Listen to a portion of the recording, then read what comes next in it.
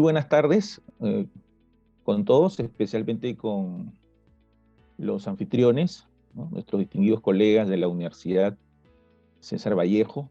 Me siento particularmente honrado por tan gentil invitación y espero que la sesión de hoy nos permita compartir algunas ideas, reflexiones y apuntes sobre el tema que nos concierne, es decir, la gestión del conocimiento en las instituciones y entidades educativas. Vamos a reflexionar rápidamente sobre un concepto que tiene particular relevancia para el tratamiento del tema. No es posible ocuparnos de la gestión del conocimiento si no nos referimos al conocimiento. El conocimiento, como ustedes saben, en la sociedad actual se constituye en el principal bien que contiene un valor agregado y simbólico. En esta era del conocimiento y las organizaciones, el conocimiento es un bien o recurso que se busca acceder, organizar, producir, diseminar e intercambiar para activar diversos procesos en los ámbitos de la tecnología, la economía, la administración, la educación y otros más. En este sentido, y para los fines de nuestra exposición, el conocimiento vamos a entenderlo como un recurso bien tangible, que es dinámico porque va cambiando, va mutando, ¿no?, con el paso de los años. En algunos casos, la revolución del conocimiento es vertiginosa. En otros casos, no solo es vertiginosa, sino es disruptiva. Esto es, cambia completamente el orden o el status quo preexistente. El conocimiento no solamente es dinámico, sino que hoy es situado, ¿no? Por eso se afirma que uno de sus atributos es la sensibilidad al contexto. Eso significa que cuando producimos conocimiento o recuperamos, localizamos y organizamos el conocimiento, depende del contexto en que nos encontramos. Asimismo, su utilidad depende del contexto específico al cual aludimos su uso. El conocimiento en sentido amplio puede tener un contenido rico y complejo. Está constituido por información, ¿no? La información no es sinónimo de conocimiento, como todos sabemos, ni la información tampoco puede ser asimilable a los datos. Pero no solamente por información y valores, sino también por el cúmulo de experiencia que las organizaciones y las personas portan. A lo cual podemos añadir también las creencias justificadas, fundamentadas que tienen las personas en relación a su experiencia, en relación a los procesos. Y por supuesto, más allá del conocimiento como proceso, tenemos el conocimiento como facultad. Y a eso precisamente corresponde el atributo de capacidades. Respecto al conocimiento, hay muchas tipologías que vienen desde la administración, de la economía, de la educación, pero nosotros vamos a ocuparnos de una tipología que va a resultar muy compatible y funcional para ocuparnos de la gestión del conocimiento y de sus aplicaciones. Me estoy refiriendo a esta clasificación que hace Nonaka y Takeuchi el año 1995 para desarrollar lo que llamó el modelo CESI de gestión y creación del conocimiento. ¿Por qué es importante esta clasificación? Porque si nosotros miramos la teoría de la acción y sobre todo la teoría de la acción en las organizaciones, vamos a encontrar algunos símiles con otros aportes hechos en ese campo, por ejemplo, por Argyris o por Schoen, que luego se harían relevantes y pertinentes en el ámbito de la educación, ¿no? Por ejemplo, nadie puede desconocer hoy las contribuciones de Donald Schoen para la constitución y desarrollo de la práctica reflexiva. En ese sentido, ¿no?, cuando Schoen habla de la práctica reflexiva, ahí él caracteriza la educación como una disciplina no técnica, sino reflexiva. y considera que quienes trabajan la educación, esto es los pedagogos, son principalmente profesionales reflexivos. Esto es, no tratan sobre el conocimiento disciplinar, formal o proposicional puramente, sino principalmente sobre el conocimiento práctico. Y el conocimiento práctico es un conocimiento en gran medida experiencial y por consiguiente se puede asimilar a esta categoría de conocimiento tácito. El conocimiento tácito, como vamos a ver, tiene algunos atributos. Uno de ellos es que es un conocimiento que proviene de la experiencia. Es particular o heurístico y no es generalizable. No lo es, por lo menos, de manera directa. Por otro lado, tenemos el conocimiento explícito, que en algunas tipologías o taxonomías se conoce básicamente como el conocimiento formal, el conocimiento proposicional, ¿no? Diría, ¿no es cierto? Un famoso teórico de la enseñanza, ¿no? Como el profesor californiano Lee Shulman. El conocimiento explícito es un conocimiento que se traduce en un lenguaje formal porque proviene de la ciencia. Es un conocimiento basado en la teoría y en los hechos, ¿no? Eso es lo que vamos a ver, por ejemplo, aquí, ¿no? Vamos a mostrar algunas de estas particularidades que tiene el conocimiento tácito, ¿no? Entonces, si el conocimiento tácito es un conocimiento experiencial, no es fácil de formalizar. Eso es una deducción o una inferencia que se puede hacer, por supuesto. Y es un conocimiento que no puede ser, por consiguiente, codificable. Es decir, cuesta mucho que el conocimiento experiencial, práctico, pueda convertirse en un conocimiento proposicional. Esto es constituido por proposiciones, un cuerpo teórico, ¿no? Y allí precisamente lleva ventaja para ciertas acciones el conocimiento explícito, ¿no?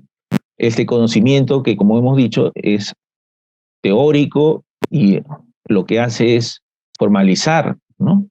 El conocimiento para luego difundirlo y generalizarlo. Para los profesionales reflexivos, prácticos y los gestores, ¿no? Es muy importante el conocimiento tácito, de modo que el interés va a estar centrado en cómo el conocimiento tácito puede convertirse en conocimiento explícito.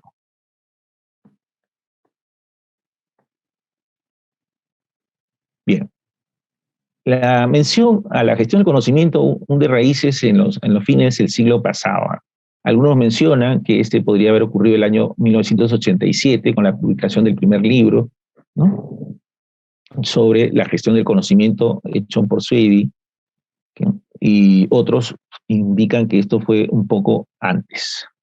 Cualquiera fuera el caso, lo que se ve en la evolución de esta línea de estudio, de investigación, es más o menos un conjunto de atributos que nos permiten ensayar una definición, o por lo menos una conceptualización.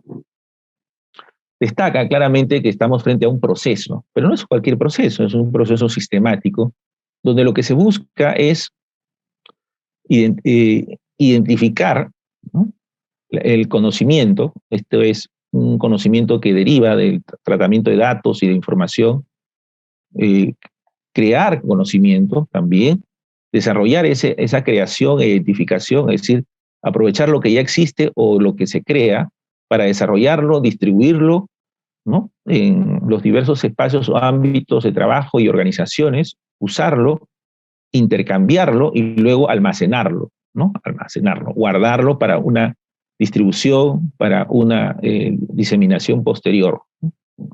Esto es, el conocimiento no solamente parte de una organización y se usa para una aplicación, para el desarrollo o prestación de algún tipo de servicio, sino que conviene mucho intercambiar la experiencia, ¿no?, convertida en un conocimiento y generalizado como tal, con otras organizaciones que tienen a bien producir conocimiento. Entonces, lo que estamos viendo es esta ruta, ¿no?, de qué se hace con el conocimiento, ¿no? en general. En sus orígenes, la gestión del conocimiento se desarrolló en el mundo empresarial, ¿no? Se buscaba tener un valor agregado con la creación del conocimiento y lograr ventajas competitivas para la empresa. La finalidad estaba básicamente centrada en la solución de problemas y en la innovación. Las teorías que apuntaron a este desarrollo, por un lado, fueron las teorías de los recursos y capacidades, que estaba centrada en la necesidad de resolver problemas a partir de los recursos preexistentes y su modificación, y la teoría de la creación del conocimiento, que es la que destacamos, ¿no?, cuando hablamos de la necesidad de crear el conocimiento y intercambiarlo y utilizarlo para crear más conocimiento, es decir, para añadir mayor valor agregado. Pero la gestión del conocimiento, como surge en el ámbito de las empresas, ¿no?, empresas privadas, ¿se entiende? También va a relacionarse con otra disciplina del mundo de las organizaciones, que es el aprendizaje, bueno, lo llaman el diseño y desarrollo organizacional, y dentro de ello podemos encontrar el aprendizaje organizacional. Entonces, la gestión del conocimiento puede entenderse muy bien desde el aprendizaje organizacional. ¿Y qué elementos nos pueden ayudar en este propósito? Ya, no solamente vemos una organización empresarial, sino vemos una organización de servicios, y puede ser aplicable también a una organización educativa, sea una institución educativa, sea una instancia de gestión, ¿no?, descentralizada a nivel local o regional. Esto significa que lo que estamos viendo es que en una organización las personas pueden aprender, pero no solo pueden aprender individualmente, que es lo que habitualmente hacen las personas, sino que además pueden aprender en forma colectiva. Para hacerlo, es importante partir del conocimiento práctico, del conocimiento tácito. Esto implica, ¿no?, ir aprendiendo de lo que uno hace. Pero no solamente conlleva aprender haciendo, sino también apareja la necesidad de aprender de los demás, de aprender de los colegas, de los colaboradores. Y ese aprendizaje no solamente se hace a través de la observación, a través del intercambio de conocimiento, sino también, ¿no?, a través de la reflexión. Y esta reflexión, entonces, ya no solamente alcanza lo que uno hace, sino también lo que otros hacen. Entonces, aquí surge un elemento importante que va a ser el punto de partida de lo que se llamaría las buenas prácticas o el benchmarking, ¿no? Hay que desarrollar una práctica reflexiva, ¿no? Esto es una práctica donde se reflexiona en forma continua y sistemática para añadir o crear valor. Entonces, cuando hablamos, por ejemplo, en el ámbito de la educación, de práctica reflexiva o práctica reflexiva, ya sea pedagógica o de gestión, pues estamos tocando un punto de referencia, ¿no?, que hace muchos años estableció la gestión del conocimiento.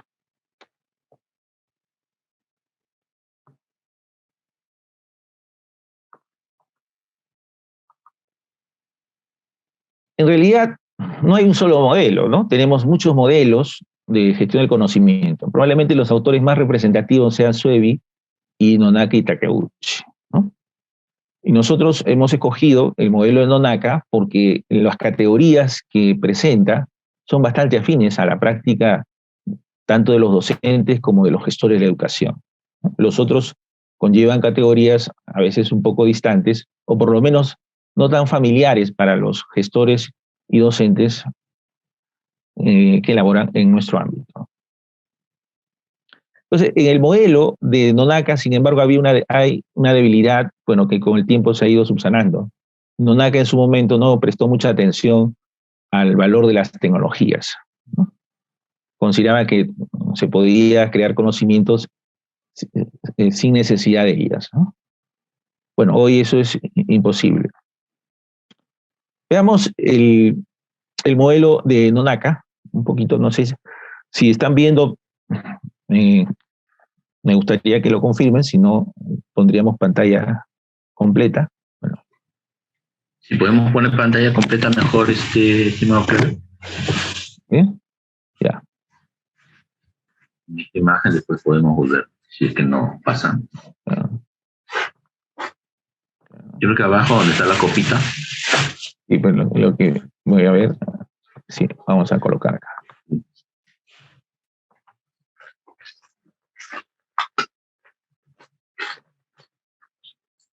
Listo. Listo, sí se ve. Ya. Entonces, este modelo de creación y gestión del conocimiento supone 4 momentos importantes, ¿no? Y un tránsito de un tipo de conocimiento a otro, así como algunas condiciones, ¿no? Por ejemplo, Nonaka nos habla de las condiciones, ¿no? De una intención, ¿no? Las personas tienen que tener claro un propósito, ¿no? Para qué se trabaja, para qué se realiza un servicio.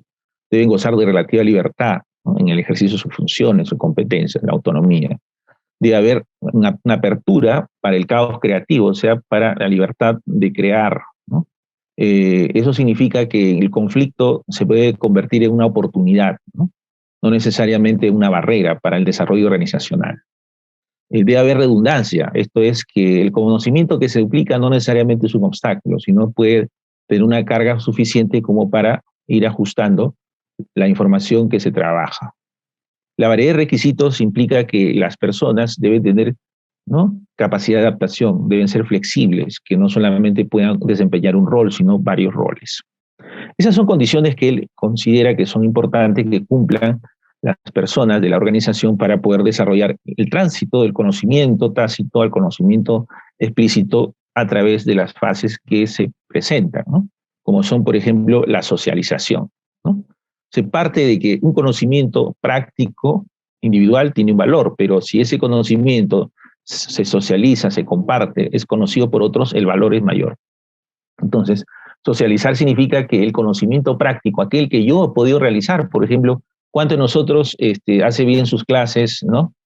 Pero no ha sistematizado sus clases, no ha documentado, no ha hecho una narración pedagógica? ¿O cuánto de nosotros toma buenas decisiones como jefe personal en la UGEL o como jefe de supervisión, ¿no? O sea, el área de gestión institucional, jefe de supervisión o monitoreo, sabe lo que llamamos tips para desarrollar el monitoreo, TICs para realizar algunas acciones orientadas al recojo de información y a su procesamiento, pero es un conocimiento que solamente está en él, ¿no? Si él desaparece, pues nadie más logrará conocerlo ni desarrollar lo que él hizo. O sea, lo que nosotros podemos haber hecho si nos colocamos en esta situación hipotética. Entonces, aprender en esta dirección, esto es, en el modelo de creación y gestión del conocimiento, implica primero compartir, socializar el conocimiento práctico, experiencial o individual. Una vez que uno ha compartido ese conocimiento práctico, ¿no?, viene una labor un poco más compleja, que es precisamente la de transitar del conocimiento tácito al conocimiento explícito. Se conoce como la exteriorización, también se traduce como la externalización, como la articulación. Aquí lo que hay que hacer es, ¿no?, formalizar ese conocimiento práctico. Entonces, si yo, por ejemplo, yo sé cómo hacer mi clase, pero nunca he escrito sobre ella, entonces yo voy a hacer un guión, un plan, ¿no?, sobre cómo desarrollo mi clase, ¿no? Narrar mi experiencia, ¿no?, cómo yo he afrontado los desafíos que se presentan, qué estrategias he tomado a partir y puesto en práctica a partir de las decisiones previamente adoptadas, qué problemas he resuelto, qué características, ¿no?, se presentó en el contexto o la situación que enfrenté, etcétera, ¿no? Entonces, eso es convertir lo tácito en lo explícito, es decir, crear conceptos, crear conocimientos, ¿no?, establecer evidencias, ¿no?, categorías. Bien, entonces, este es un trabajo muy importante. Se dice a menudo que nosotros los profesores, ¿no?, y otros profesionales somos básicamente orales, porque no tenemos el hábito de escribir, de producir, ¿no? Nuestros conocimientos son básicamente prácticos, ¿no? Tácitos.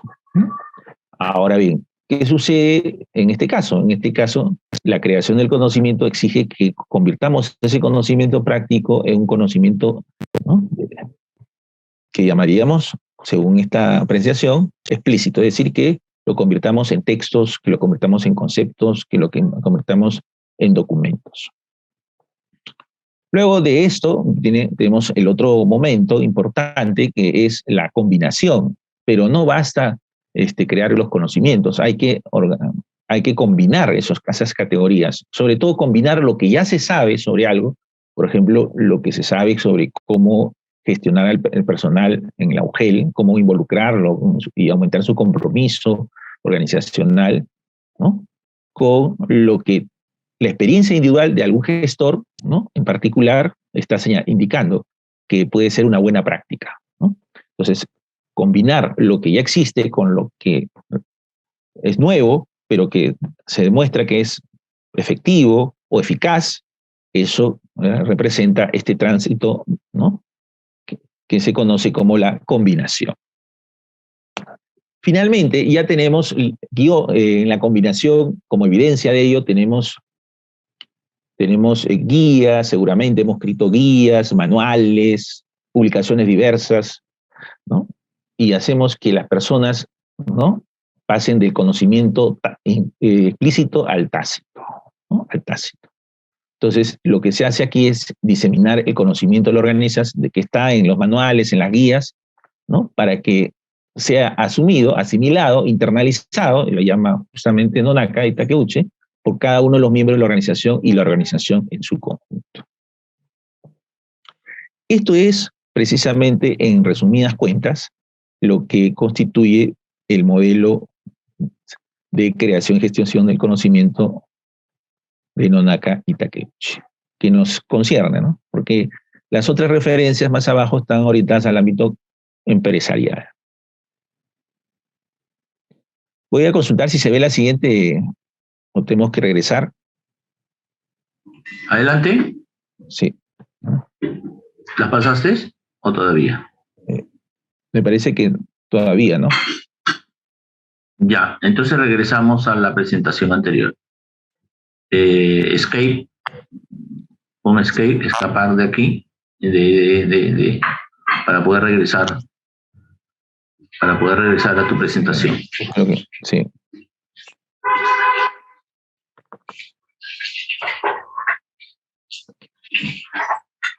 En el tablero, escape,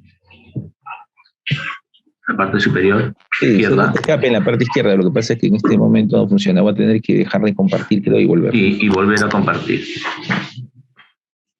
Perfecto. Vuélvelo a compartir entonces. Bien. Creo que sí se ve, ¿no? Ya, ahora sí. Entonces, en este caso, es lo que hemos explicado, ¿no? Está graficado aquí los cuatro momentos, ¿no? Socialización, externalización, combinación, internalización. Entonces, en términos sencillos, si nosotros quisiéramos representar esta ruta, diríamos que vamos de la experiencia, ¿no?, de la experiencia a la innovación, o de la experiencia a la ciencia. Muy bien. ¿Qué es lo que finalmente constituye este ciclo? Dice Nonaka. Este ciclo constituye un proceso de búsqueda, de creación y captura de conocimiento para que todos los miembros de la organización se puedan apropiar previa sistematización o almacenamiento de la información, ¿no?, y conducirlo a la transferencia. O sea, nosotros lo que hacemos es, ¿no?, localizar, capturar, organizar la información para luego usarlo y transferir la información, ¿no?, generalizándolo al conjunto de ella o a otras organizaciones, incluso, ¿no?, cuando hay transferencia de una organización a otra, o cuando se configura un proceso de intercambio.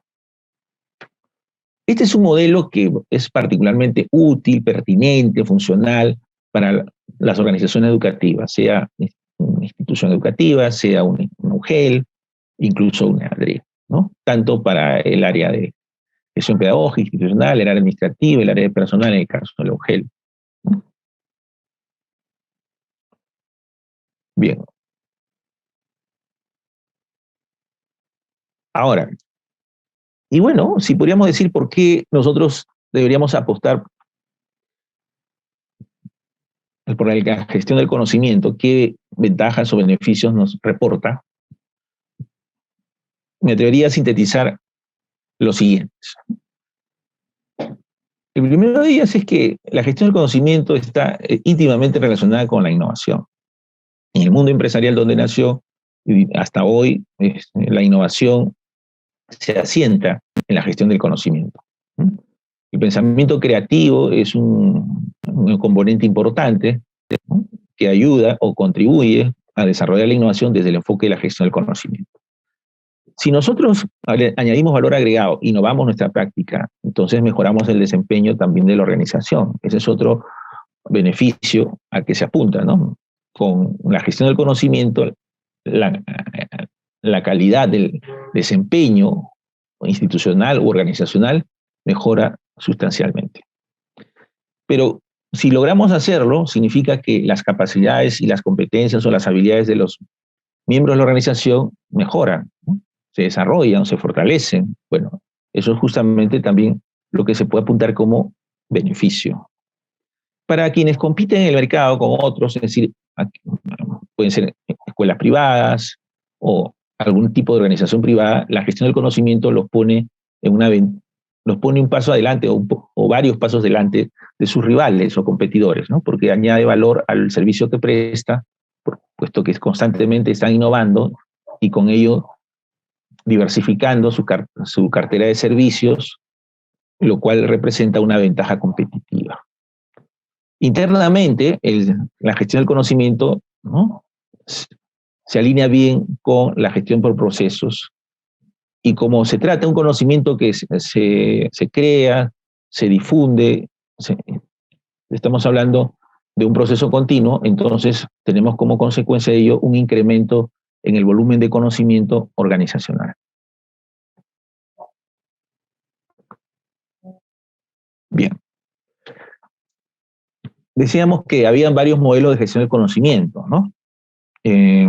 Vamos a escoger el modelo Rodríguez, que es mucho más sencillo y que nos destaca algunas dimensiones de la gestión organizacional, ¿no? Por ejemplo, el primer punto nos dice Rodríguez que el modelo debe privilegiar la transferencia del conocimiento, ¿no? Crear, acceder, crear y transferir, ¿no? Hay que acceder al conocimiento, añadir a lo que ya se tiene algo nuevo, o sea, crear y transferir lo que se tiene, ¿no? ¿Y cómo lo transferimos, ¿no? ¿Cómo transferimos a nuestra propia práctica o a otras organizaciones a través de la creación de nuevos métodos y tecnologías? Pero el conocimiento no se va a crear ni gestionar de manera efectiva si no hay un ambiente apropiado. Entonces ahí señala el valor de la cultura organizacional. Para poder desarrollar la gestión del conocimiento, por ejemplo, se requiere una cultura colaborativa. Se requiere de una tradición de aprendizaje colaborativo o cooperativo. Si la cultura organizacional es adversa al trabajo colaborativo o hay un clima organizacional enrarecido, difícilmente podría conformarse y desarrollarse con éxito una comunidad profesional de aprendizaje, difícilmente podría llevarse a cabo la gestión del conocimiento en cualquiera de las herramientas o estrategias que utiliza. Por otro lado, el uso intensivo de las tecnologías, ¿no? Hoy ya no hay discusión sobre la importancia que tienen las tecnologías para crear valor en el conocimiento, para innovar, ¿no?, y para producir nuevos entornos o ambientes de gestión. Bien. Entonces, cuando hablamos de la gestión del conocimiento, estamos hablando de estas características del modelo que estamos tomando como referencia y que luego se va a manifestar en la aplicación, ¿no?, de herramientas, ¿no?, de herramientas, donde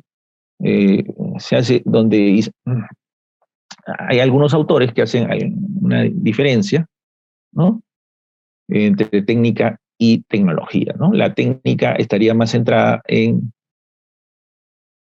el uso de estrategias participativas, ¿no?, donde se promueve el conocimiento participativo, colectivo, y las tecnologías más bien referidos al uso intensivo de las TIC, TAC y TEC.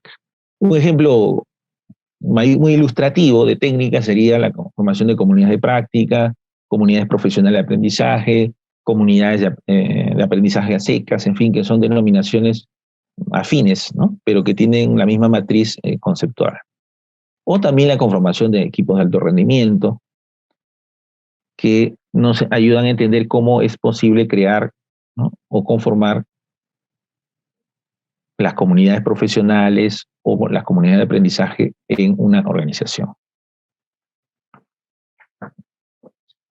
Bien, ahora vamos a mirar un poco lo que se refiere a las dos grandes estrategias, o a una técnica y una tecnología, para la aplicación de la gestión del conocimiento, ¿no? Primero, lo que es la tecnología y luego lo que es la técnica. Eso es el orden que vamos a mirar.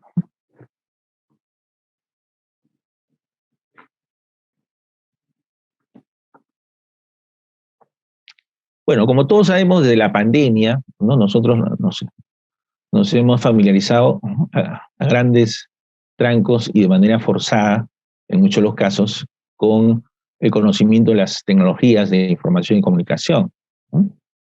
Y no solamente de comunicación e información, sino también del aprendizaje del conocimiento. Lo que consideramos algo importante, pero no necesario, hoy ha devenido en necesario, ¿no?, e impostergable. Entonces, cuando hablamos de estas tecnologías, estamos hablando de tecnologías que integran diversos sistemas, ¿no?, de información que tienen propiedades, ¿no? Por ejemplo, una propiedad es el dinamismo, ¿no? O sea, las tecnologías, ¿no?, generan cambios muy importantes en el tratamiento de los datos, ¿no? También son interactivas, es decir, ¿no?, nos permiten establecer conexiones en tiempo real, ¿no?, y hacer que las personas puedan tener sesiones simultáneas, ¿no? Tenemos una gran autopista de información y también diversos tipos de conexiones gracias a esta propiedad de la conectividad. El uso de imágenes, sonidos, textos, ¿no?, nos permite hablar de una tecnología multimedia, y el uso de la hipermedia a todo lo demás se le añade el tratamiento de hipertextos.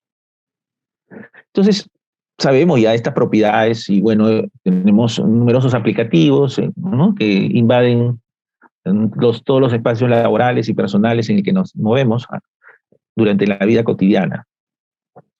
Bueno, eso que nosotros, ¿no?, llamamos tecnología, eso tiene alguna clasificación que se espera que sea didáctica, aunque no todos admiten esta, sino utilizan solamente una categoría para abarcar todo tipo de tecnologías, ¿no?, como es el caso de las TIC, ¿no? Pero las TIC básicamente están orientadas a estos recursos y herramientas para acceder, recuperar, ¿no?, organizar, procesar, administrar, compartir o distribuir información, ¿no? Cuando las TIC se aplican al campo de la educación, o sea, del aprendizaje, es que propiamente se llaman TAC, ¿no? Por ejemplo, una cosa es una plataforma Moodle que puedes utilizar para los negocios y otra cosa es una plataforma Moodle que utilizas para diseñar un curso autoformativo y se puede convertir en un MOOC, ¿no? ¿No es cierto?, ¿no? Lo mismo puede pasar con el Google Drive, ¿no?, que una cosa lo puedes utilizar para negocios, otros servicios, pero aplicado a proceso de enseñanza-aprendizaje tiene otro carácter. Pero no solamente estamos hablando del aprendizaje en el aula, si estamos, ¿no?, como podría alguien entender a través del uso de videos o Google Classroom, en realidad estamos hablando del aprendizaje en las organizaciones. Por ejemplo, el MOOC lo utilizas para que los trabajadores puedan también desarrollar un aprendizaje dentro de sus planes de desarrollo personal, ¿no? Lo mismo pasa con el uso del Google Classroom o del Team Suite, ¿no?, o de el entorno el interno de Internet, ¿no? ¿No es cierto? Internet Explorer, ¿no es cierto? En general, digamos, puede tener varias aplicaciones, no solamente en el campo estrictamente del aula, sino también en el campo organizacional, ¿no? Todas referidas a la idea básica de aprender, ¿no? Luego, la idea es que esas tecnologías no solamente puedan servir para que las personas participen, ¿no?, de un proceso de aprendizaje en un espacio formativo, ¿no?, ya sea a nivel formal, en el aula, ya sea en una organización, sino también que participen de manera activa y que contribuyan a esa producción de información. Por eso que la herramienta que simboliza a las TEP es las wiki, ¿no? Las wiki, ¿no? Los blogs anteriormente y las wiki, ¿no?, en sus diversas versiones. Bien. La tecnología nunca puede estar al mando, sino es el enfoque que está al mando, el enfoque pedagógico si es en educación y el enfoque organizacional si es en el caso de la gestión organizacional, ¿no? ¿No? De modo que cuando alguien quiere utilizar las tecnologías para aprender, ¿no?, a la par que tiene un diseño tecnológico, debe tener un diseño pedagógico, instruccional, y debe tener en cuenta las prácticas de la organización, ¿no?, las prácticas de uso de la organización. Bueno, desde el punto de vista pedagógico, ¿no?, el diseño instruccional y tecnológico puede estar, ¿no?, en el marco de un enfoque cognitivista o en el marco de un enfoque socioconstructivista, ¿no?, o puede ser la combinación de ambos, ¿no?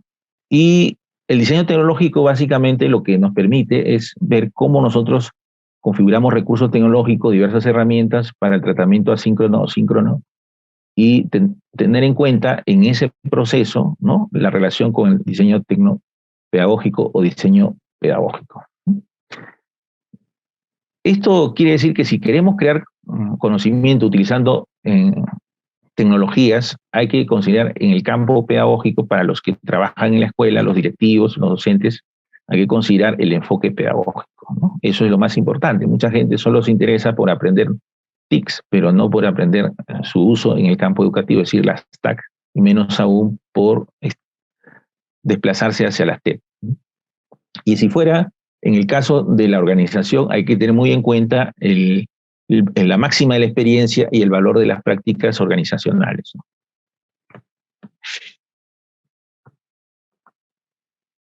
El año 2020 se hizo una encuesta, que hay una página, un portal, ¿no?, de las 100 herramientas para aprender, ¿no? Eran las más usadas, ¿no? Creo que hay del 2021 también, pero el 2022 aún no se ha publicado, ¿ya?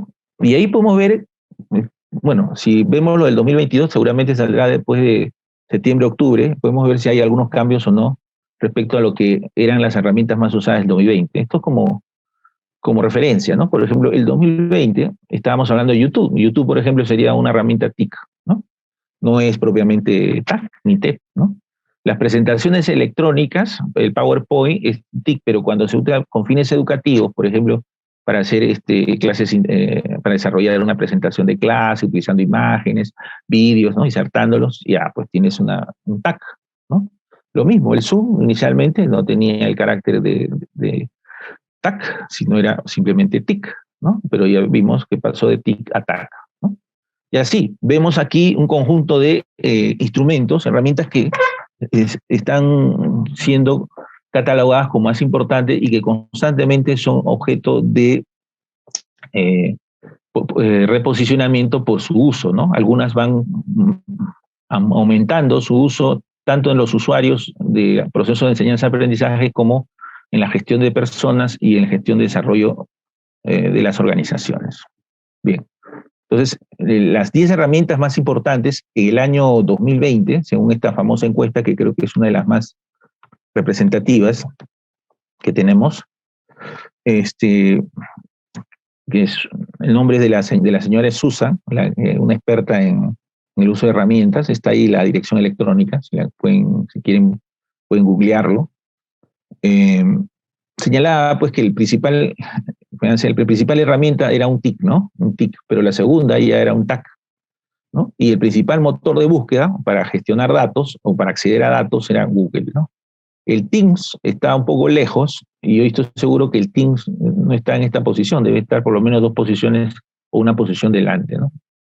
El Teams y el Google, bueno, el Google más, ¿no es cierto? Ha tenido mayor uso, ¿no? Mayor difusión. Bueno, y así tenemos una posición que va, hemos hecho acá un ranking que va hasta los 50, ¿no?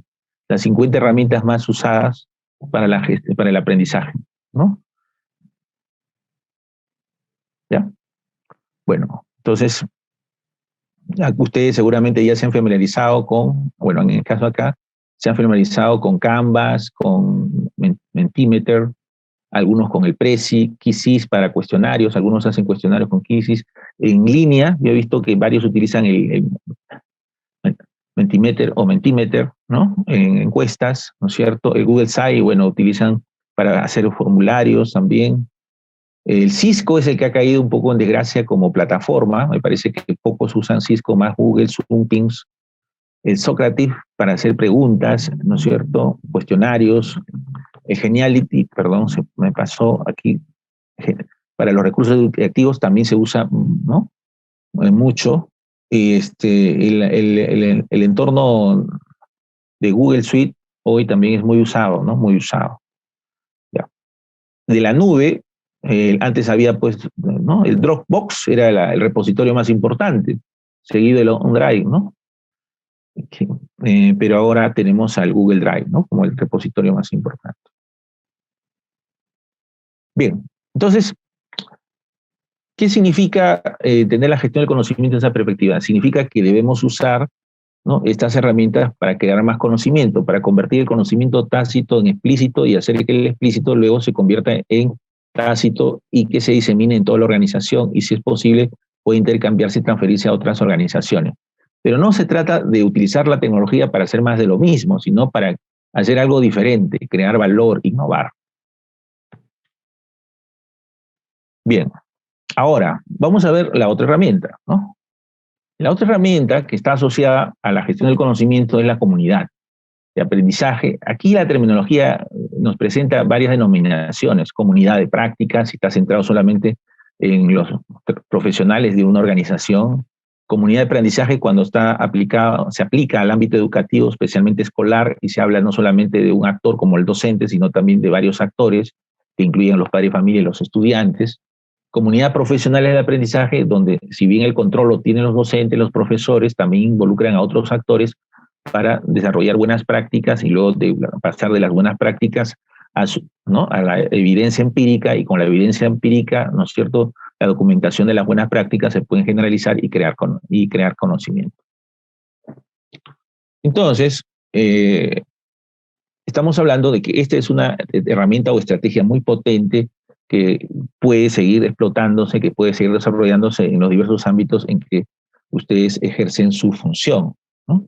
Pero para crear una comunidad de aprendizaje o una comunidad de práctica profesional o una comunidad profesional de aprendizaje, incluso una comunidad virtual, lo que se requiere es por lo menos que existan, ¿no?, entre los miembros de la organización, ¿no?, intereses y ideales comunes, ¿no?, que puedan compartir una visión, que puedan trabajar colaborativamente. Ahí por eso es muy importante la existencia de una cultura organizacional propicia para el trabajo colaborativo, y que las personas que trabajan en la organización puedan disfrutar de relativa autonomía, ¿no?, para su actuación profesional.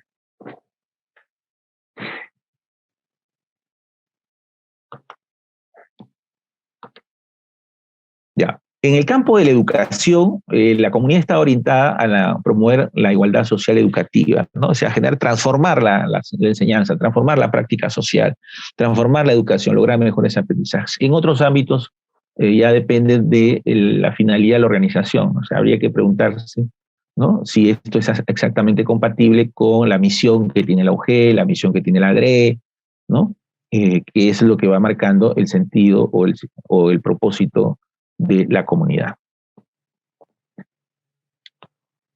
Bien. Entonces, la comunidad de profesionales se anida en una organización. O sea, uno puede formar una comunidad en una escuela, ¿no? Una red en redes de escuela también, en una OGEL, en una GRE, ¿no? O una GRE, ¿no? Entonces ahí las comunidades se forman gracias a que existen grupos, ¿no? Comisiones o grupos de trabajo, equipos. Es la articulación de estos grupos, equipos que comparten una visión, metas, valores conjuntos, ¿no? Que puede permitir la conformación de la comunidad de profesionales. Además, para ello debe haber una estructura que permita su incorporación como parte de una unidad o parte, por lo menos, de una instancia de la organización, ¿no? Por eso que, como veremos, para que se cree una comunidad es importante que la comunidad no solamente lo decida, sino que tenga el visto bueno de la dirección o del comité directivo de la organización, ¿no? De esa manera la comunidad puede crearse, ¿no? Entonces, la comunidad, ¿qué características tiene en general? Bueno, en las comunidades educativas persiguen, ¿no?, el aprendizaje, ¿no?, de sus miembros y, por supuesto, persiguen la prestación de un servicio, ¿no?, de acorde a la misión que tienen, ¿no? En general, lo central en ellos es el aprendizaje, la visión y las metas compartidas, los valores organizacionales, ¿no?, que comparten, incluso el trabajo cooperativo, ¿no?, la construcción social del conocimiento. O sea, si se trabaja cooperativamente, si se aprende dialógicamente, es inevitable que el conocimiento se construya no en forma individual, sino en forma colegiada. ¿Mm?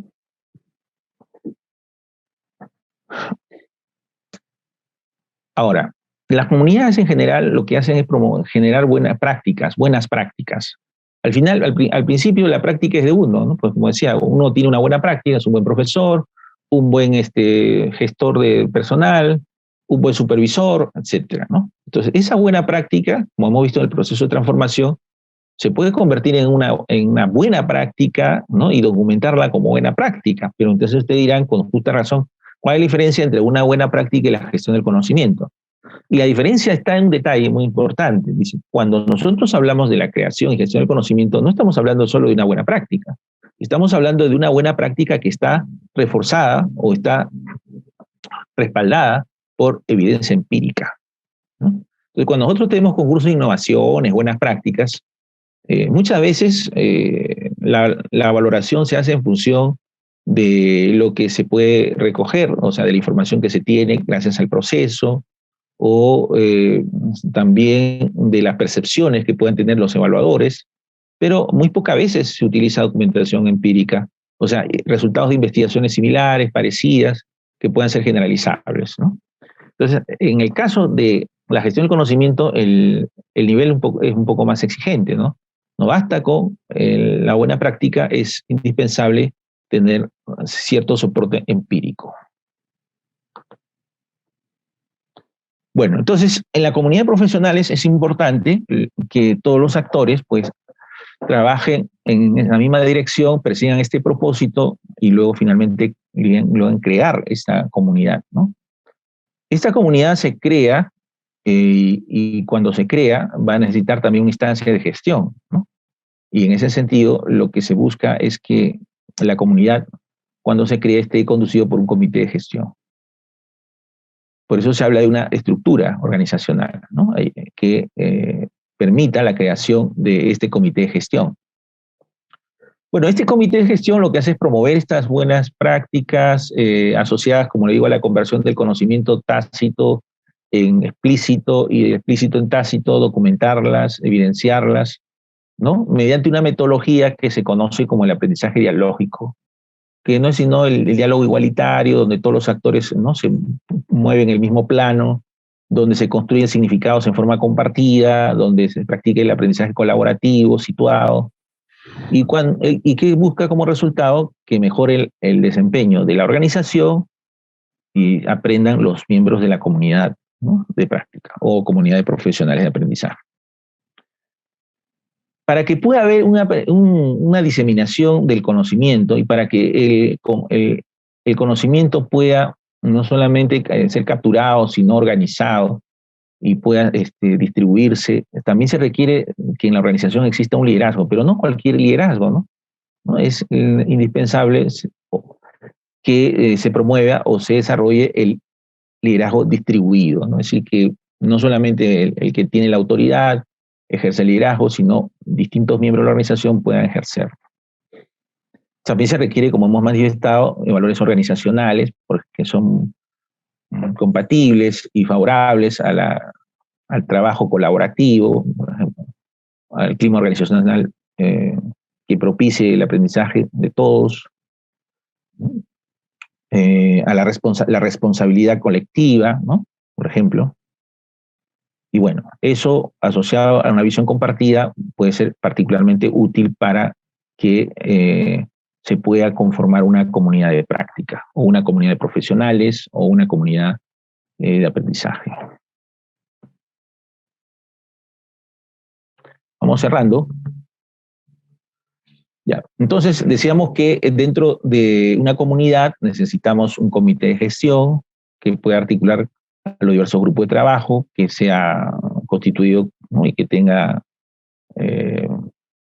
una fuente de verificación para tal efecto, como es las actas, un acto resolutivo, etc.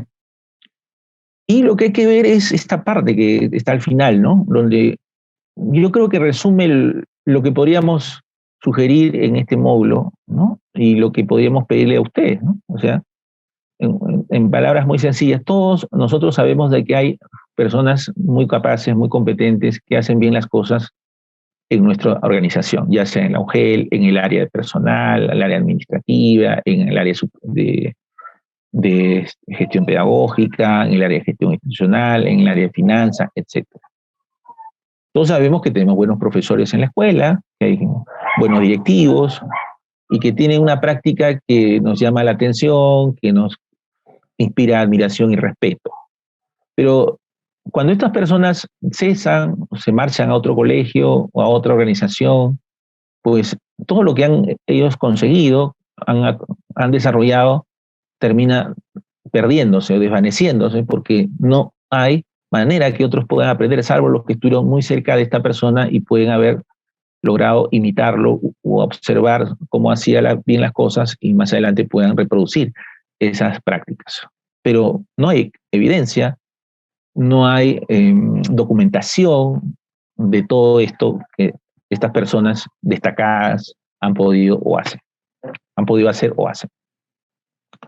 Entonces, lo que se busca es que eso cambie, ¿no? Lo que se busca es que lo que nosotros hacemos y hacemos bien, no solamente se quede en nuestro entorno personal o familiar, sino que pueda agregar valor a la organización en la cual nos encontramos, ¿no? Sí, lo que yo hago como profesor, que es bueno, destacado, pues también puede ser, ¿no?, utilizado por mis colegas de mi colegio, de otro colegio, ¿no? Y si lo que hago yo bien, ¿no?, puede además enriquecerse con lo que otros colegas hacen, porque lo hacen bien o tienen un desempeño óptimo, pues esa práctica se va a enriquecer aún más, pero para que pueda perdurar, para que pueda trascender y ser materia de transferencia o objeto de transferencia, necesito que se documente, necesito que se convierta en evidencia y que se convierta en un conocimiento, ¿no?, formal, y para eso tengo que elaborar manuales, guías, textos, orientaciones, etc. Eso es lo que se busca. Cuando llegamos a lograr eso, entonces, ¿no?, nuestra organización no solo ha creado conocimiento, sino gestiona el conocimiento, porque esto es un ciclo, no es solamente un proceso esporádico, sino es un ciclo que le va a añadir valor a la organización, valor a las prácticas de las personas que integran la organización y, por supuesto, va a mejorar el servicio que prestan las organizaciones y satisfacer los requerimientos o necesidades de los usuarios.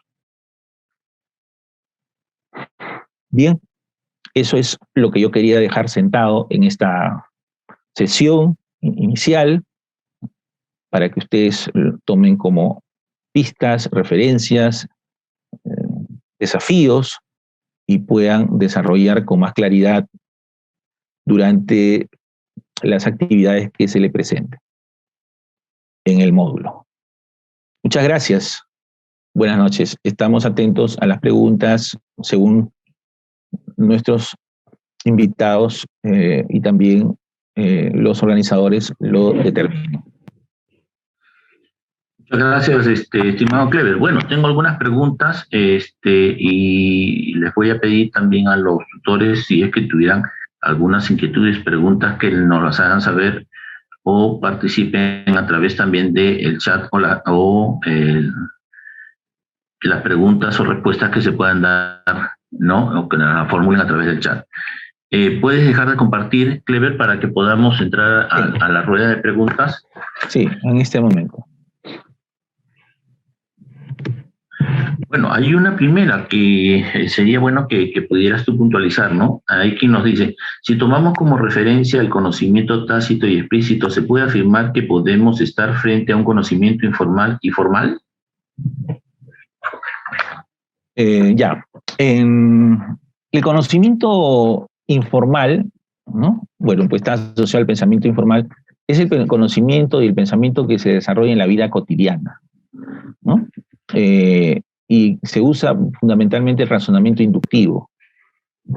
El conocimiento práctico utiliza bastante la inducción, se basa en la experiencia. No es exactamente lo mismo, pero hay una gran afinidad. El conocimiento tácito, además, se nutre de mucho de las percepciones. El conocimiento informal debe estar en correspondencia con el razonamiento informal. Entonces, si bien es cierto, hay una gran afinidad, tal vez podemos encontrar algunas sutilezas que diferencian ambos conceptos. Bien. Una de las afirmaciones que ha realizado es de que precisamente en lo que es la gestión de las instituciones, el conocimiento es el principal bien o recurso, ¿no es cierto?, que resulta siendo intangible, que es muy dinámico, que es muy sensible precisamente también a los contextos y a los cambios que se van originando. ¿Cómo hacer para que precisamente las organizaciones puedan adecuarse y adaptarse a estos cambios permanentes a los que nos vemos obligados, atendiendo que en educación vemos varias dimensiones, como son el tema de la familia, el tema de la salud, el tema de la disminución de la pobreza o la desigualdad, el tema mismo de la educación en cuanto a su desarrollo de calidad? Ya. Creo que hay que tener en cuenta lo siguiente. No podemos desarrollar cambios organizacionales si no tenemos en cuenta los cambios y las demandas del entorno, que son complejos, dinámicos y desafiantes. Si cualquier organización que no logra adaptarse y no logra prever o anticipar los cambios que surgen de su entorno, inmediato, pues difícilmente podría continuar prestando un servicio de calidad, pues tendría un valor decreciente. Entonces, ¿cómo puede uno prepararse? Bueno, lo que uno tiene que hacer es, en principio, un análisis de su entorno. Constantemente las organizaciones están en la obligación de hacer análisis de su entorno y análisis prospectivos, es decir, análisis de las tendencias que suceden a su alrededor, ¿no? Tendencias de mediano y largo plazo, en este caso, para que puedan identificar, ¿no?, cuáles son los desafíos que tendrán que enfrentar en los siguientes años y qué herramientas o estrategias pueden ellos implementar para afrontar con éxito estos retos. En este caso, ¿qué es lo que pueden hacer? Bueno, hay que hacer que la organización se vuelva inteligente. Es decir, la organización tiene que ser flexible, dinámica, tiene que sufrir un rediseño, ¿no? Hay organizaciones que todavía están orientadas por un enfoque funcional, no por procesos, no están tomando en cuenta los resultados, ¿no? Entonces, las organizaciones tienen que ayornarse, tienen que modernizarse, tienen que ser susceptibles de arreglos y rediseños para poder afrontar estas demandas de cambio. Qué interesante lo que menciona estimado doctor Clever. Hay un tema que me llamaba la atención mientras se estaba dando, ¿cómo se llama esto?, su discurso, ¿no? Y me decía, ¿no? Y con lo último que ha mencionado, ¿no? O sea, estas organizaciones tienen que analizarse, tienen que mirarse hacia adentro, tienen que ser prospectivas, y eso va a generar una disrupción, ¿no es cierto?, posterior, en el caso de la educación. Pero ¿y qué pasa cuando hay resistencias dentro de la institución? Porque no son todos los que entran dentro de la disrupción. Como dijo en algún momento, siempre comienza por uno o por unos cuantos. Y cuando comienza por uno o por unos cuantos, voy a utilizar un término muy común, ¿no? Le está malogrando el negocio a los demás, que están acostumbrados a hacer siempre lo mismo. ¿Qué hacer en esas circunstancias? Bueno, todos sabemos, o por lo menos muchos de nosotros sabemos, y la literatura así lo dice con bastante claridad, que la resistencia al cambio es un fenómeno muy frecuente, ¿no? La gente está acostumbrada a hacer más de lo mismo porque ahí está su zona de confort.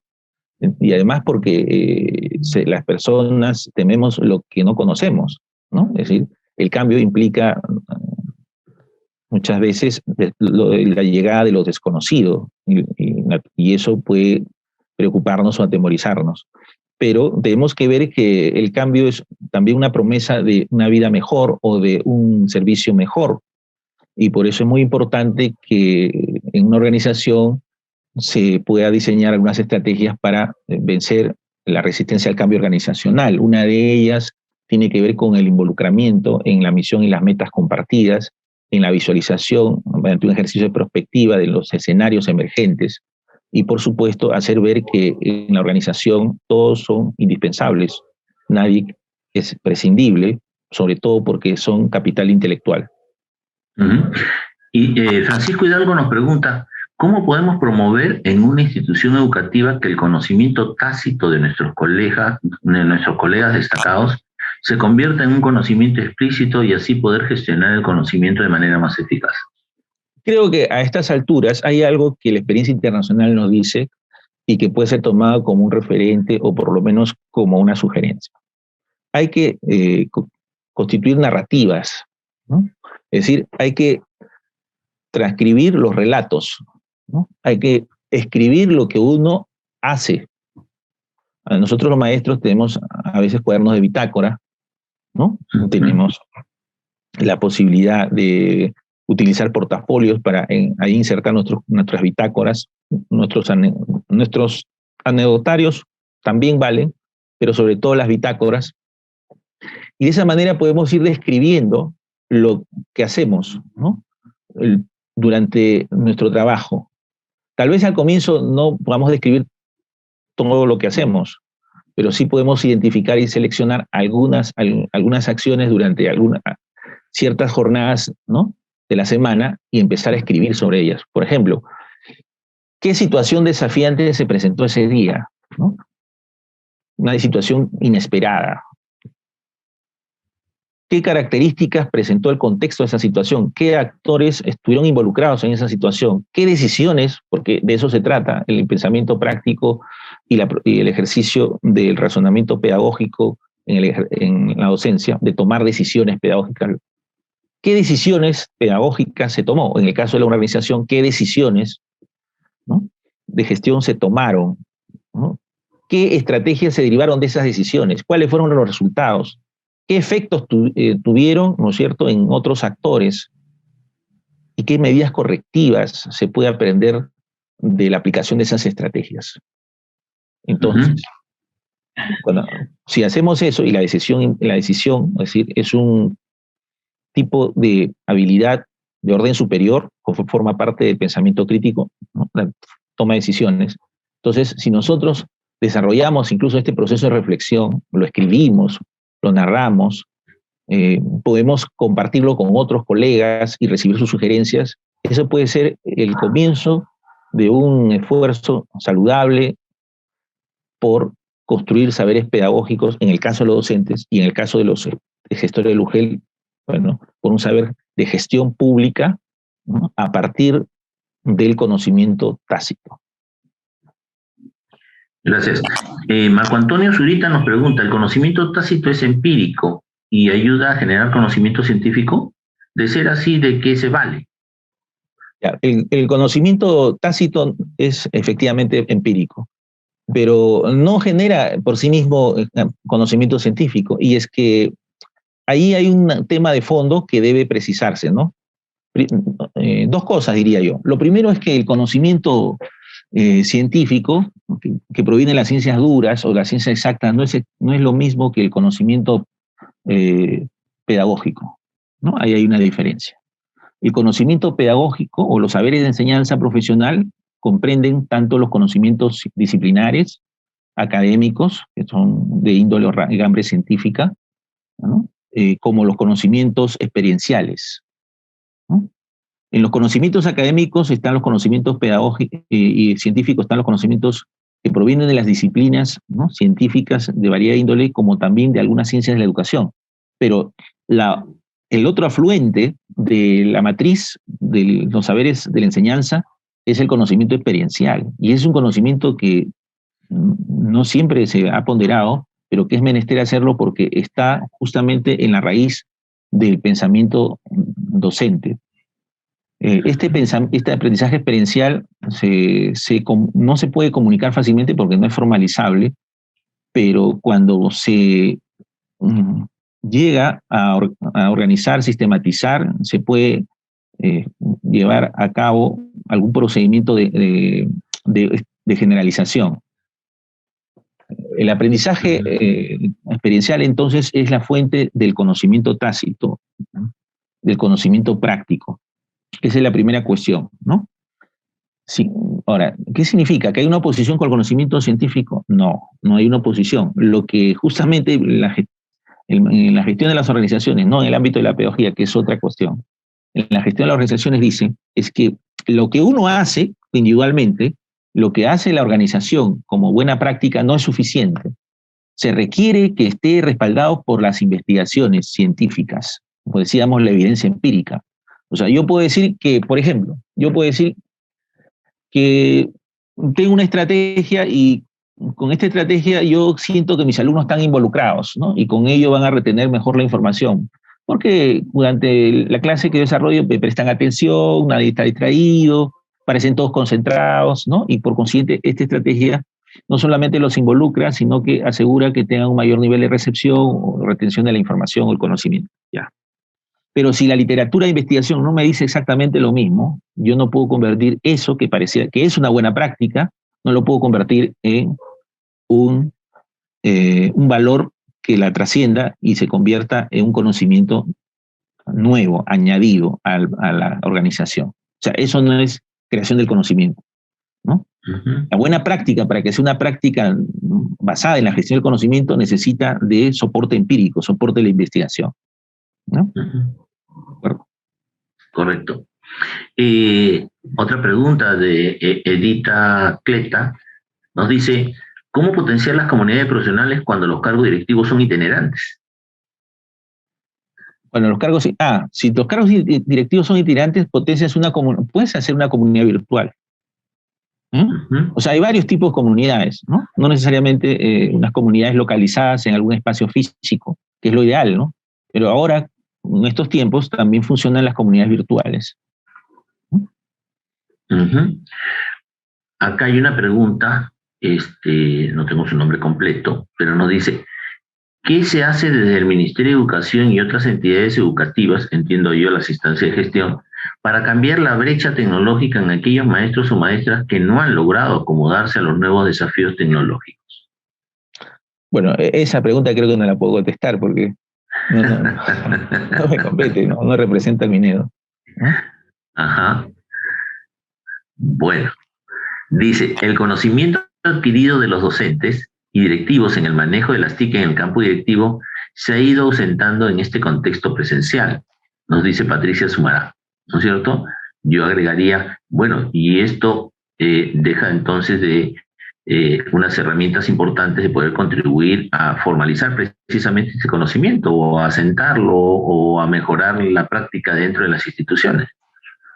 Una de las lecciones que nos deja, digamos, la gestión y creación y gestión del conocimiento es que todo lo que bueno que uno hace tiene que documentar, tiene que evidenciarlo, ¿no?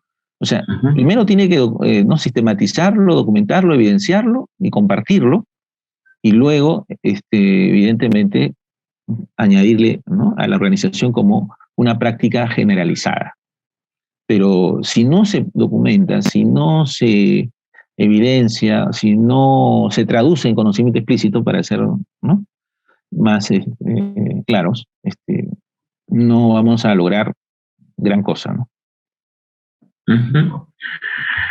Alexandra Paredes nos indica, dice, en una institución de gestión pública se debe cumplir con requerimientos bastante burocráticos que no dejan espacio para crear comunidades profesionales, ya que los profesionales se encuentran en gran parte motivados por diversos factores. ¿Considera usted que el Estado peruano puede dar más amplitud en la toma de decisiones y diseño de cada institución? ¿Cómo lo haría? Bueno, hay experiencias del sector privado y el Estado, ¿no? Del sector privado, desde hace 10 años hubo una entidad privada que hizo en algunas UGELs de Lima y del interior del país una experiencia de gestión del conocimiento, ¿no? Desde el Estado entiendo que también hay algunas, y no sé exactamente en este momento cuál es el nivel de su desarrollo, pero que sí se han propuesto, más allá de que en las escuelas todavía hay estructuras un poco rígidas, ¿no?, y demasiados protocolos o funciones que no estén claramente delimitadas entre algunos actores. Lo más allá sí es posible, porque lo que uno hace, o sea, si uno trabaja, uno puede escribir lo que hace, ¿no? Puede narrar lo que hace y puede agruparse con otros para compartir lo que uno hace, ¿no? Y someterlo a una reflexión colectiva, ¿no?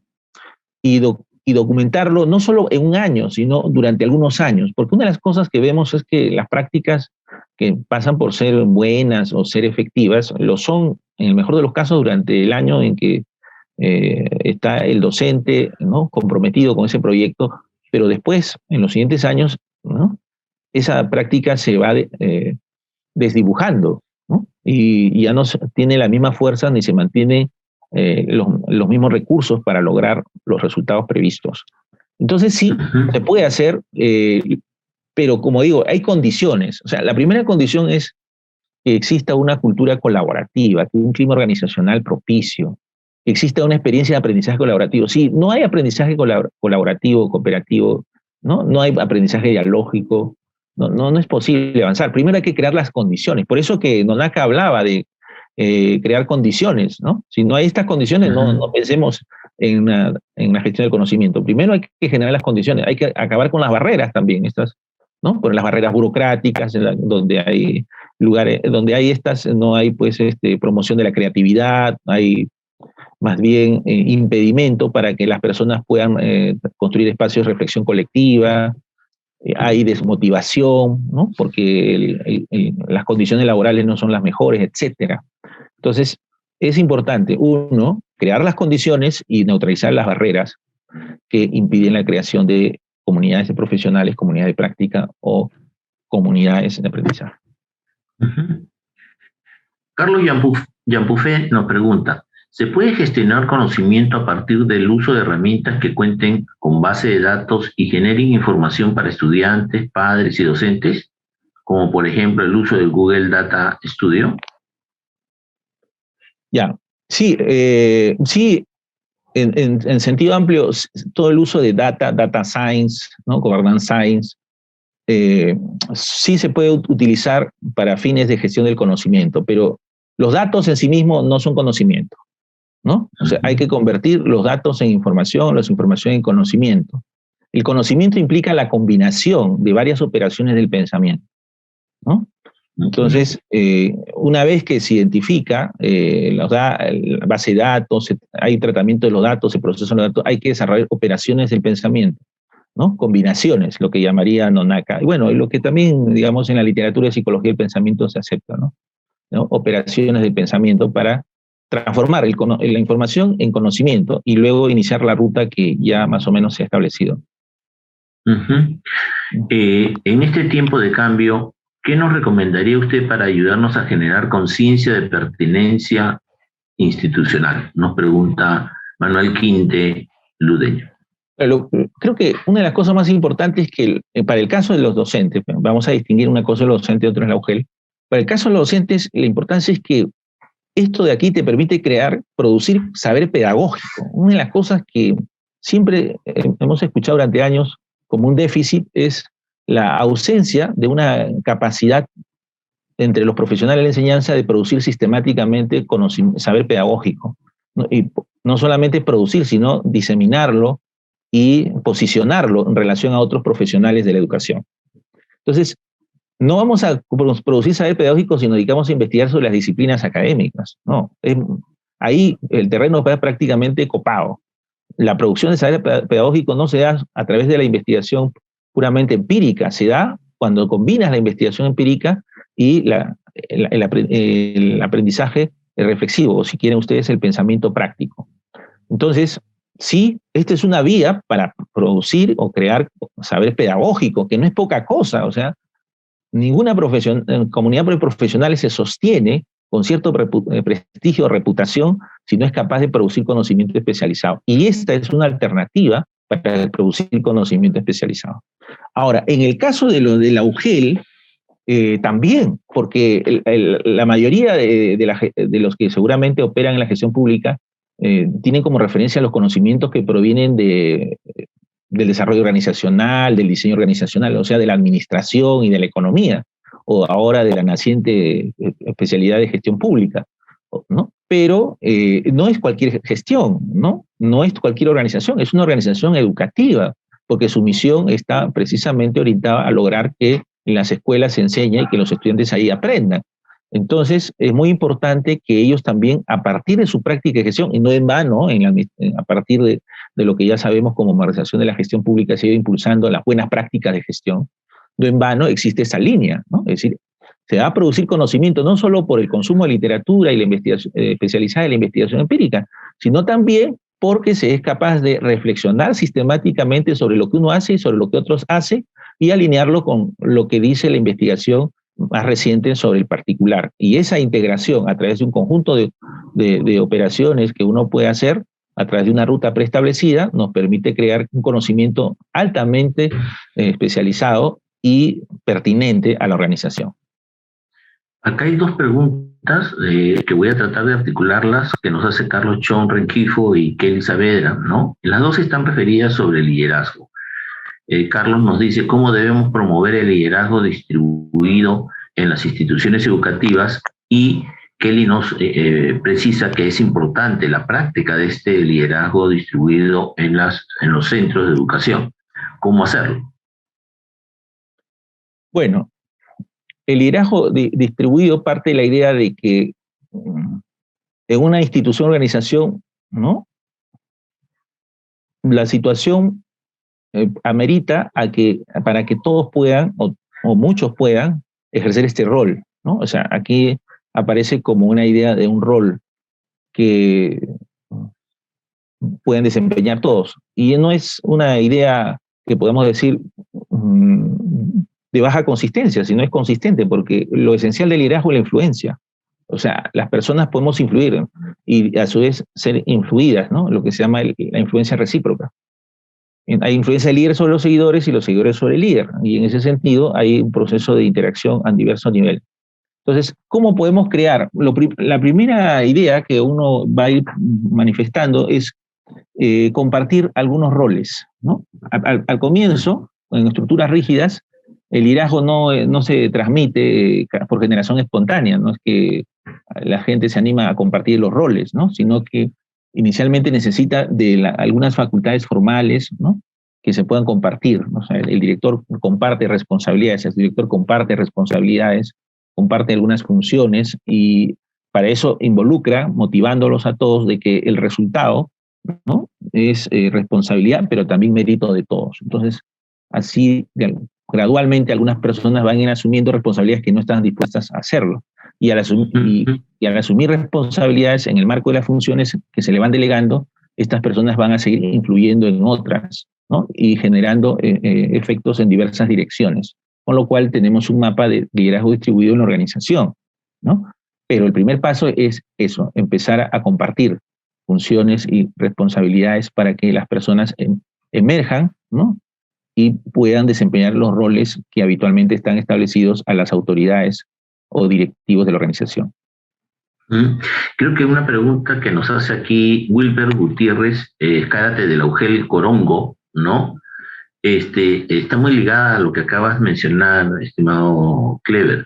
Dice, en un escenario donde la evaluación de los directivos está supeditada a que el director es evaluado por el personal docente, padres de familia, etcétera, para su ratificación en el cargo, además de otras medidas de evaluación de acuerdo a la normatividad, restringe su accionar en la gestión del director en una gran parte de estos directores.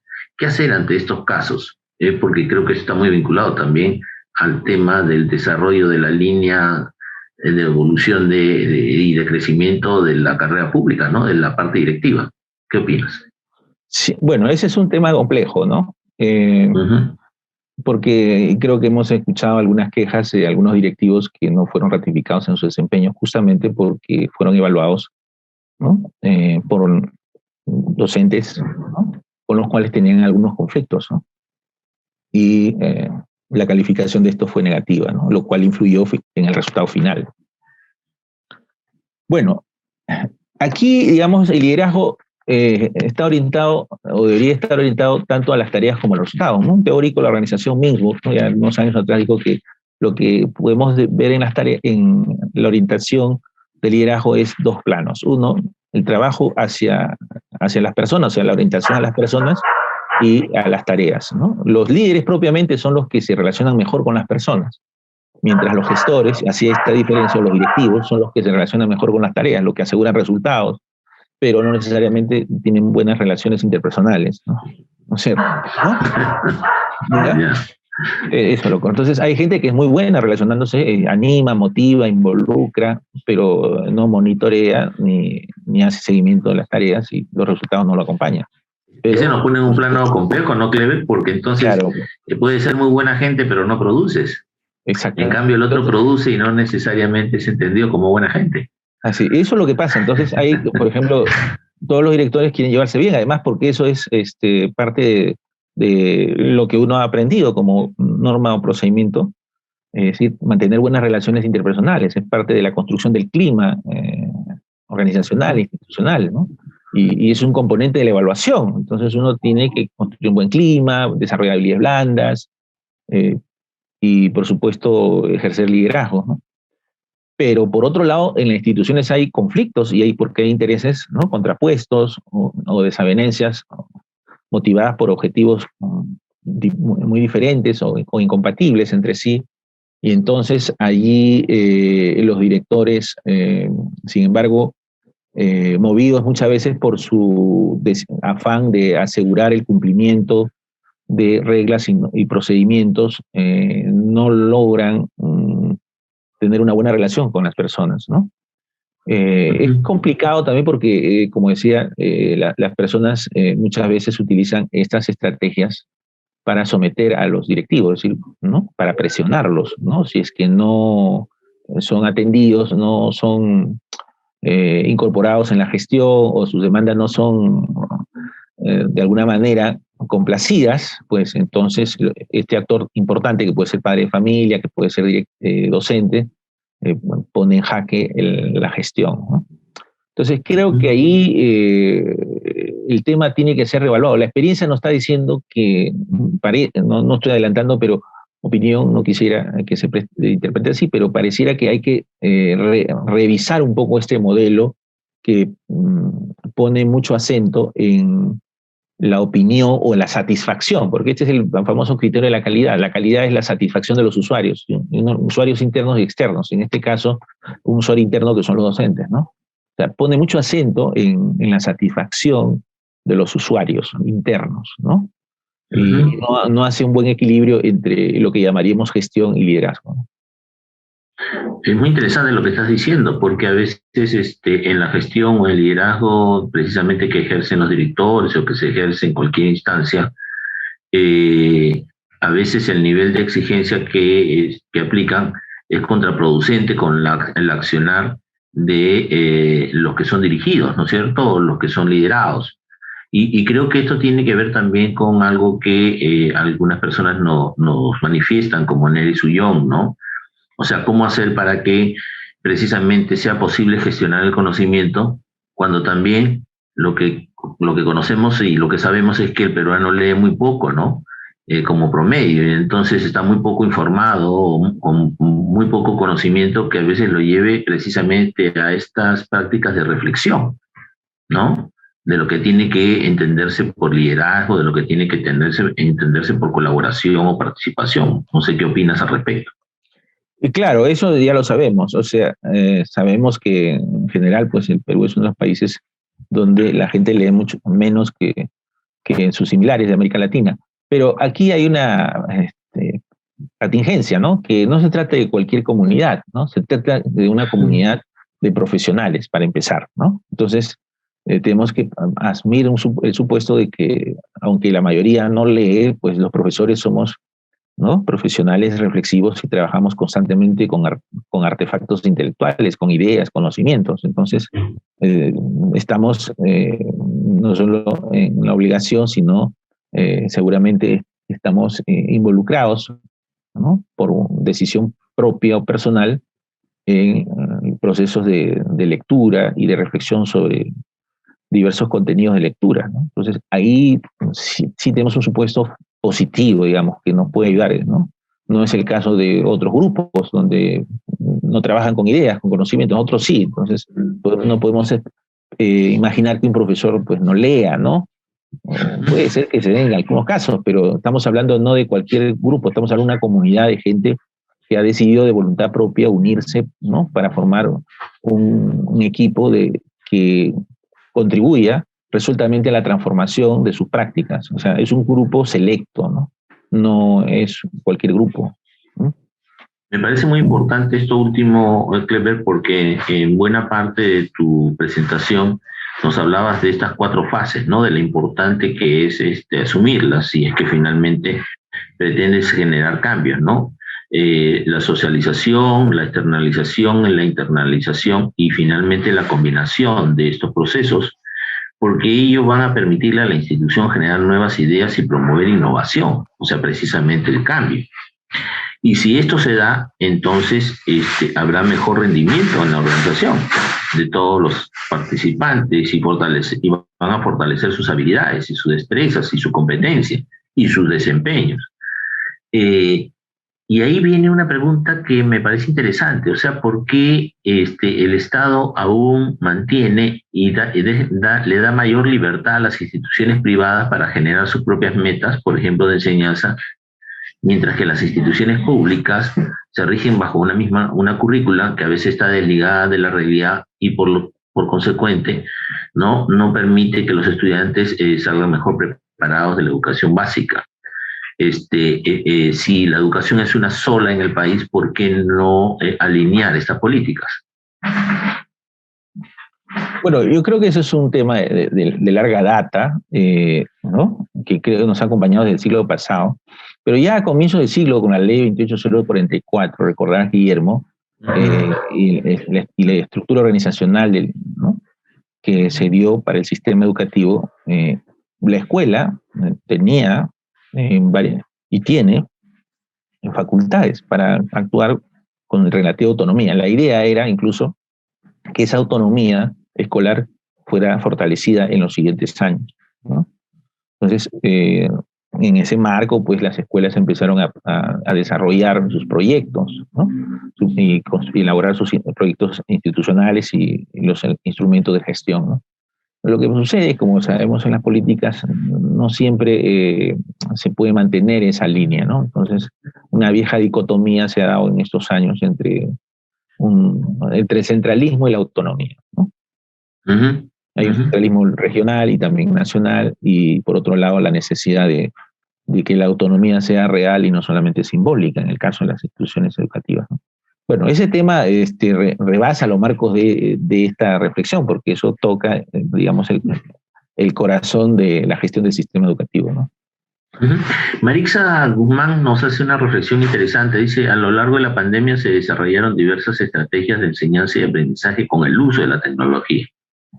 Pero ahora nos indica, lo cual se ha limitado mucho con la asistencia presencial, ¿no? Ya que las instituciones educativas, al retornar, no cuentan con estos recursos necesarios como para seguir impulsando este uso de la tecnología. cómo crear estas condiciones si precisamente no se cuenta con ellos. Bueno, la tecnología ha llegado para quedarse, ¿no? O sea, ya no somos los mismos, ha sido una disrupción, ¿no? Mal o bien hemos aprendido a utilizar, ¿no?, diversas herramientas.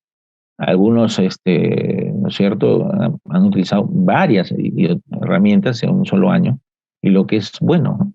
Las redes sociales hoy cada vez son más importantes para los maestros, y no creo que un profesor incluso hoy deje de utilizar redes sociales, ¿no?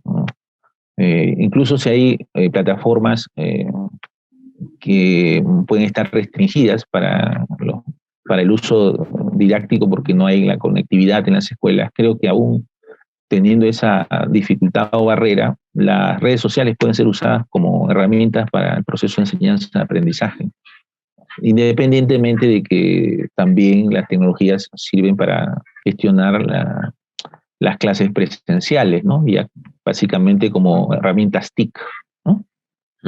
Pero se pueden combinar ambas cosas, ¿no? O sea, no por ello, digamos, estamos totalmente desarmados. Podemos seguir trabajando en esa línea, ¿no? Una pregunta de Gregorio Natividad, y creo que esto es muy interesante lo que nos plantea, es cómo hacer efectiva esta comunidad de aprendizaje en las instituciones educativas rurales. Ya, en las rurales, por la dispersión, como todos sabemos, geográfica, ahí lo que se ha intentado hacer durante ya más de 30, bueno, creo que mucho más, porque eso tiene antecedentes hasta en la década del 50, son las redes, ¿no? Las redes rurales, ¿no? Las redes educativas rurales, ¿no? Entonces, efectivamente se puede retomar esa estructura de red, ¿no? Y constituir en lo posible, ¿no?, con las restricciones que la conectividad, ¿no?, concede, algunas comunidades virtuales, ¿no?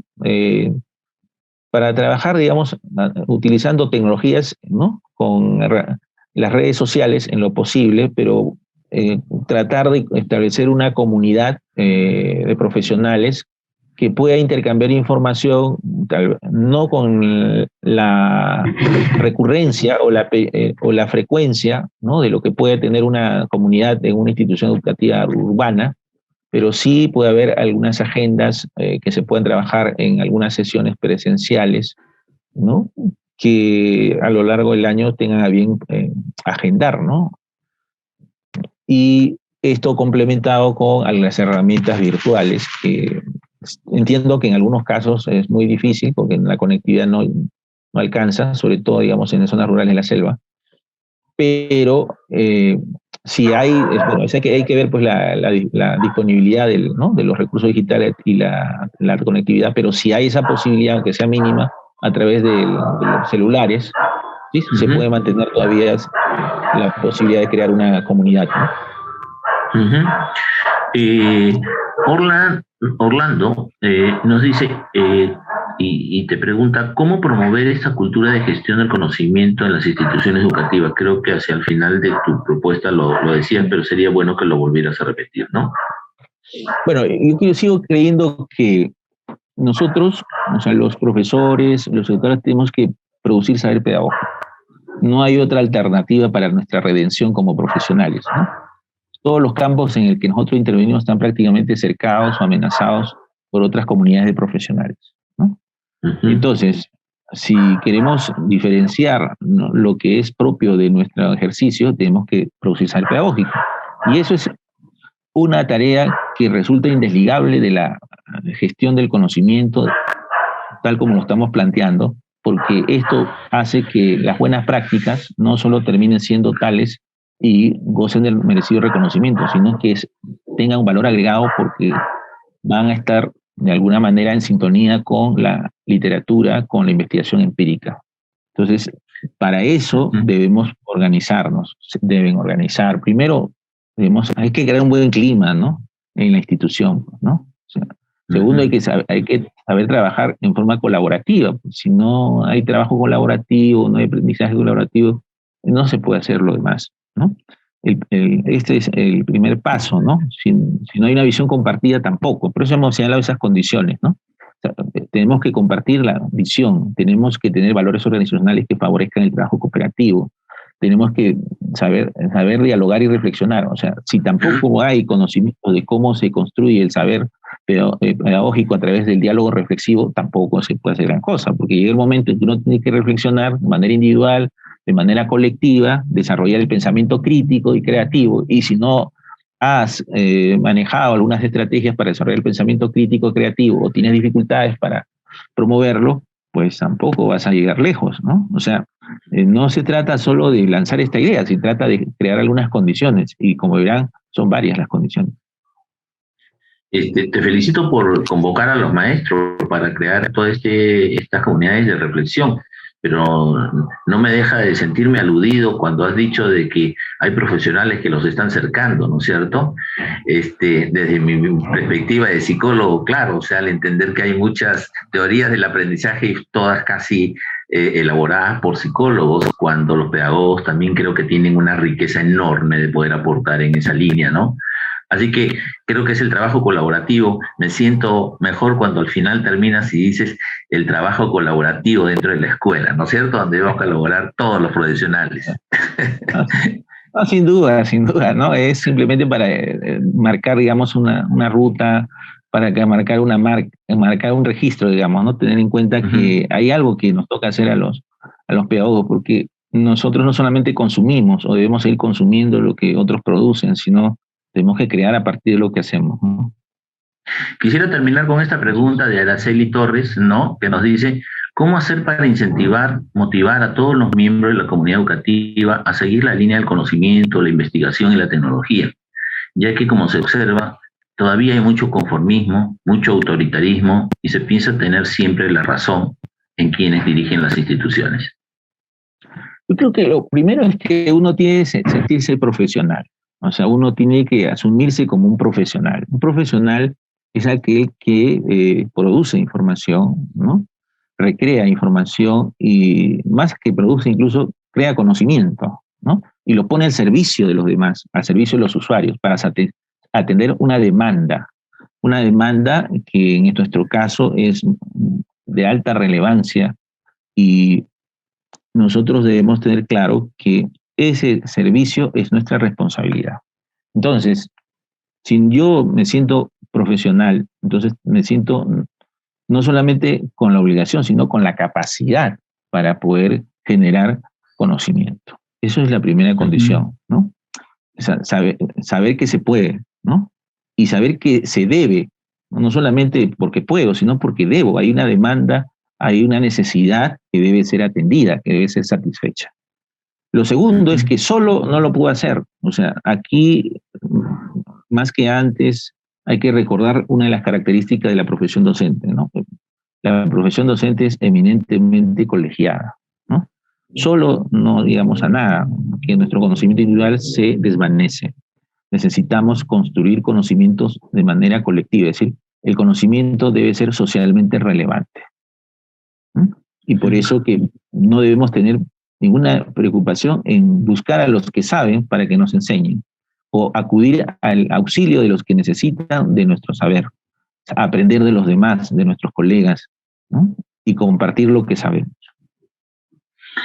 Muchas gracias, Clever. En verdad nos has dejado muchas cosas y nos has aclarado mucho el panorama respecto a este gran punto que es la gestión del conocimiento en las organizaciones, desde una perspectiva pedagógica y una perspectiva de gestión institucional, ¿no?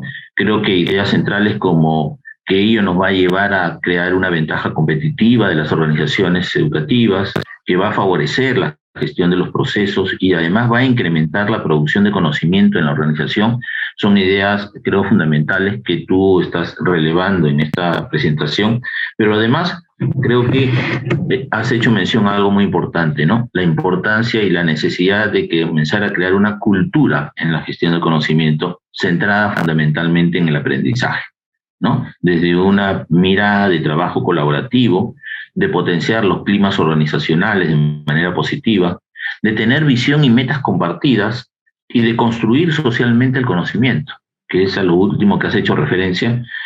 Nuestra felicitación realmente por la brillante exposición y con ello quiero cerrar esta reunión, ¿no? No sin antes agradecerte, decirle a todos nuestros participantes que podamos estar seguros y que puedan ir alcanzando sus preguntas y que en el trabajo que luego viene en los talleres podamos plasmar precisamente todas estas inquietudes, pero además de plasmarlas, estas inquietudes, poder dar alternativas, ¿no?, para nuestras organizaciones.